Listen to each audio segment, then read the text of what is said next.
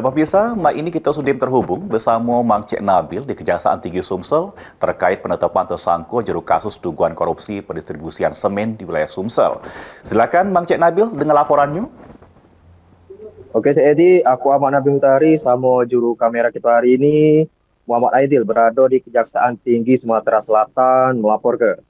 Pemirsa, kami informasikan juga pada hari Senin 9 Februari 2026, tim penyidik Kejaksaan Tinggi Sumatera Selatan menetapkan 3 orang tersangka terkait dugaan tindak pidana korupsi dalam kegiatan pendistribusian semen wilayah Provinsi Sumatera Selatan oleh distributor PT KMM periode tahun 2018 sampai 2022.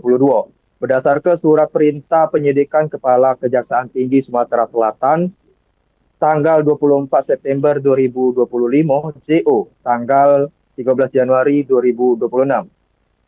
Dalam kasus ini juga, tim penyidik mengamankan alat bukti yang cukup sebagaimana diatur dalam pasal 235 ayat 1 KUHP Undang-Undang Nomor 20 Tahun 2025. Maka menetapkan 3 orang saksi terdapat dari pertama, Ji Ali Alianto selaku Direktur Utama PT KMM. Kedua, Ado M. Jamil selaku Direktur Pemasaran PT SB Persero, TBK periode 2017 sampai dengan selesai April 2019 dan Direktur Keuangan PT SB Persero, TBK periode April 2019 sampai dengan selesai Maret 2022. Serta Dede Parasade selaku Direktur Keuangan PT SB Persero, TBK periode April 2017 sampai dengan selesai Mei 2019. Perkara ini pemirsa bermula dari kesepakatan Ji Ali Alianto selaku Direktur PT KMM, M. Jamil selaku Direktur Pemasaran PT SB TBK, sama Dede Parasade selaku Direktur Keuangan PT SB TBK untuk mengangkat PT KMM jadi untuk mengangkat jadi distributor semen PT SB TBK. Untuk ngakoni itu, M. Jamil nyuruh ngeluarkan surat dukungan supaya PT KMM bisa dapat proyek tol pematang panggang kayu agung sebagai jaringan distribusi semen curah.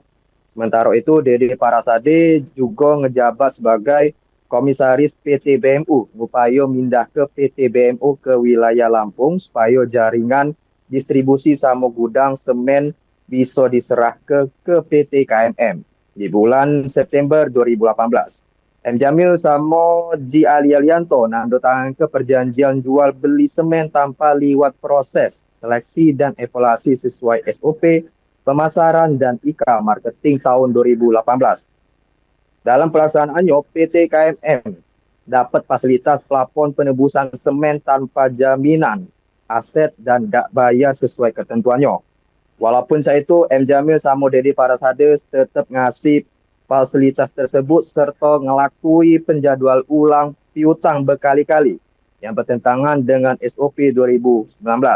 Akibat perbuatan itu, PT SB TBK mengalami kerugian sebesar 74 miliar. Aku Ahmad Nabil Hutari sama juru kamera Muhammad Aidil melaporkan. Baik, terima kasih Mang Cik Nabil untuk laporannya bersama kameramen kita Aidil dan selamat melanjutkan tugas lagi.